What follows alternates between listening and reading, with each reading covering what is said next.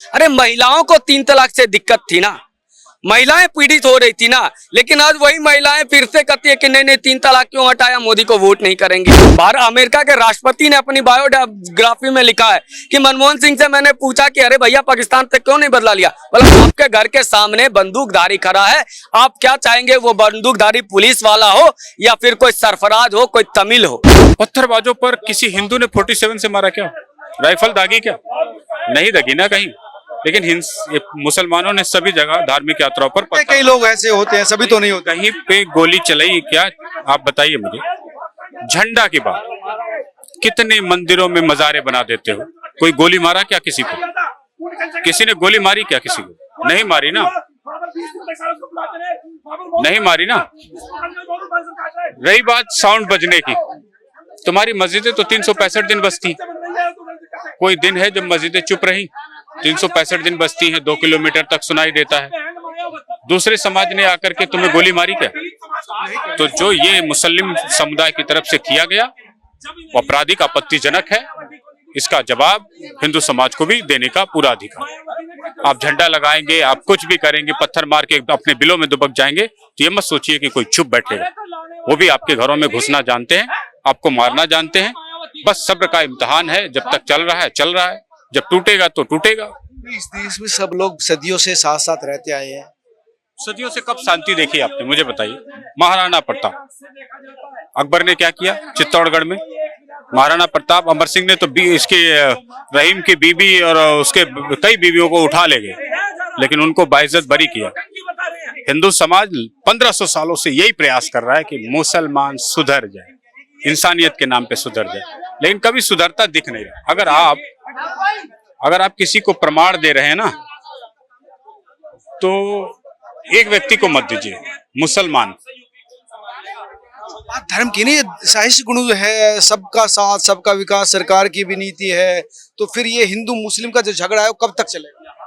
आपको इसके लिए एक नया लीडर पैदा करना पड़ेगा, एक नया कलेजा पैदा करना पड़ेगा, जो इस्लाम के अंदर शिक्षाएं हैं एक दूसरे को मारने की, काटने की, लूटने की, उसको खत्म करने का आपके अंदर साहस हो, उससे उनके बच्चों को निकालने का साहस हो, तो हो जाएगा। थोड़ा मुल्ला मुल्ली कुछ लोग बिदकेंगे, बिदकने दो। अगर उनके बच्चों को, इस देश में मुसलमान के बच्चों को आतंकवाद की राह पर, हिंसा की राह पर, इस कत्लेआम की राह से दूर ले जाना है, तो आपको उन तमाम जड़ों को, डालों को काटना पड़ेगा। और वो काटने के बजाय आप बच्चों के हाथ पैर टांग में गोलियां मारते रहिए, जमाने भर मारते रहिए। जब उनकी शिक्षा ही सही नहीं हो, जब उनका टीचर ही सही नहीं हो, जब उनका शिक्षालय ही नहीं सही हो, तो वो कहां से सुधर जाएगा बच्चा? उस नर्सरी से निकला बच्चा तो वही खाद पानी लेके निकला ना। तो वहां सुधारने का अगर आपके पास साहस है, तो आप 25 करोड़ मुसलमानों को हिंसा आतंकवाद से बाहर निकाल सकते। लेकिन अगर वो नहीं, एजुकेशन बहुत जरूरी है।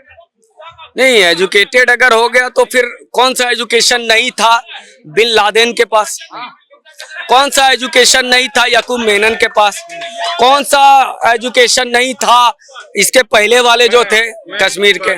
जवाब दे देता हूँ, कौन सा एजुकेशन नहीं था? नहीं होना था। अगर आप ये पता लगा ले तो आपको सोल्यूशन मिल जाएगा। सारी एजुकेशन के बाद आपको वही एजुकेशन मिली और लादेन को वही एजुकेशन मिली। लादेन को एक एक्स्ट्रा एजुकेशन मिली ना, बीटेक था ना, वो पढ़ा लिखा था। बीटेक प्लस मदरसा बीटेक था ना, मदरसा प्लस बीटेक था। तो बीटेक वाला तो ठीक है, मदरसा प्लस जो उसमें जुड़ा तब न लादेन बना। अगर वो मदरसा प्लस हटा दीजिए तब लादेन। अगर शिक्षा से कुछ होता तो फिर कुछ नहीं हो सकता। गलती संस्कारों में होती है। जब आप अपना नेतृत्व आप किसको दे रहे हो? हम हिंदू ईश्वर चंद्र विद्यासागर को भी मानते हैं, जो हमारे कुरीतियों को सामने लाते हैं। हम हिंदू आर्य समाज के प्रणेता को भी आगे लाते हैं, हम उनको भी पूजित मानते हैं, हम वाल्मीकि को भी पूजित मानते हैं, क्योंकि जो हमारे लिए पथ प्रदर्शक है। लेकिन केवल 4% वो मदरसों में पढ़ते हैं और उनका कब्जा 100% अन्य मदरसाओं और नमाज पढ़ने वाली जगहों पे होता है। दरअसल ये का प्रश्न का उत्तर नहीं हो सकता कि आप नहीं सुधार सकते। धर्म सुधार को लेकर के कितने लोग सामने आते हैं।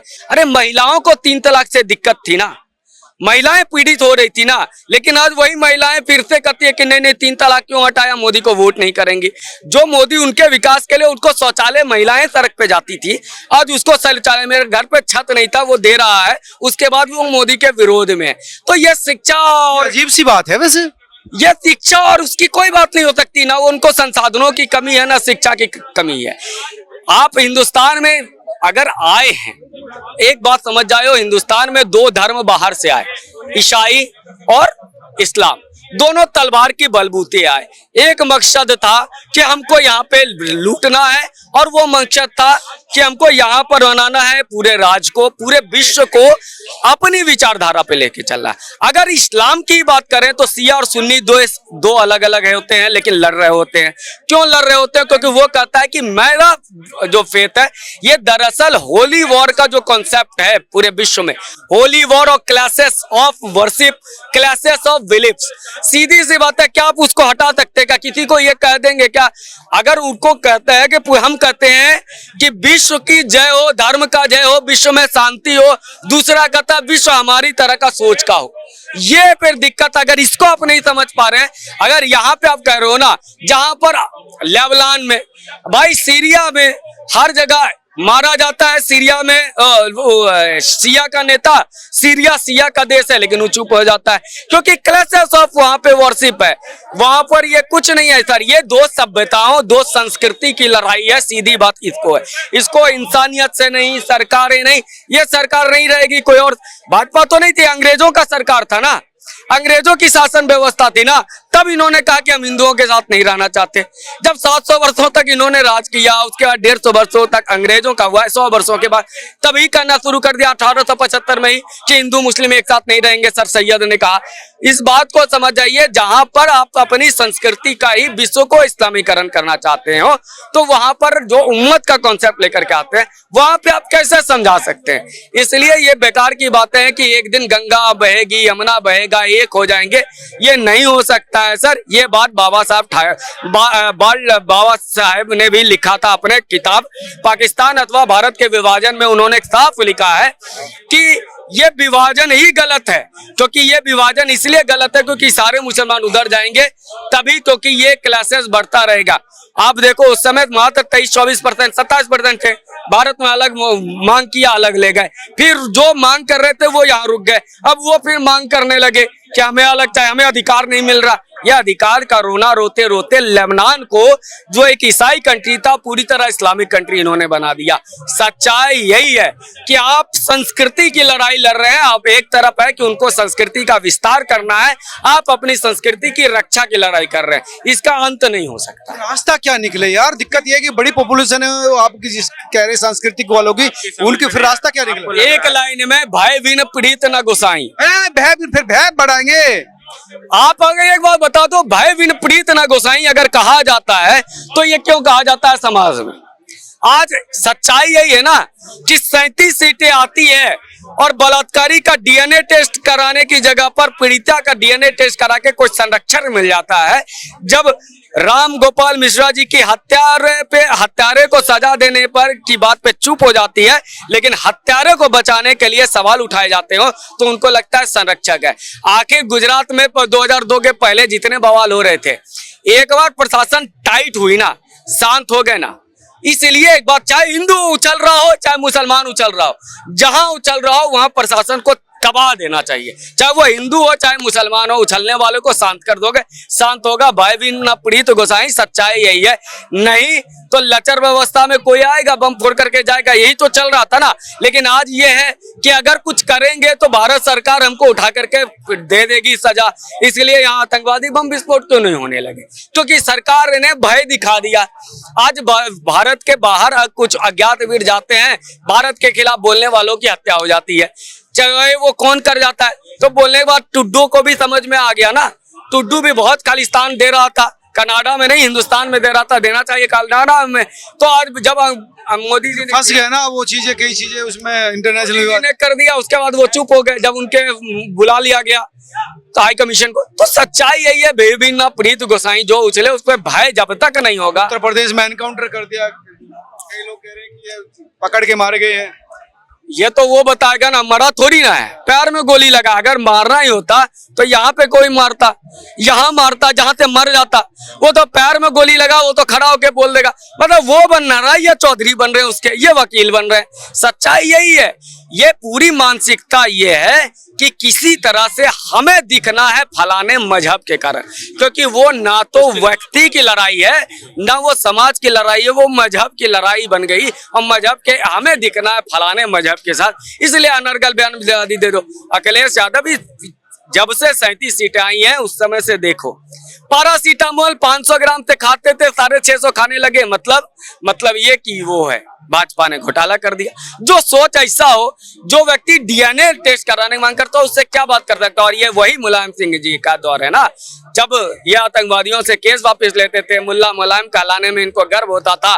जब 2012 के दंगे में, मुजफ्फरनगर दंगे में, इन्होंने लिखित आदेश दिया था कि केवल मुस्लिमों को हम मुहैया कराएंगे मदद, कि बाद में कोर्ट में जब मामला गया तब इन्होंने कहा हिंदू और मुस्लिम दोनों को देंगे, दिया सिर्फ मुस्लिमों को।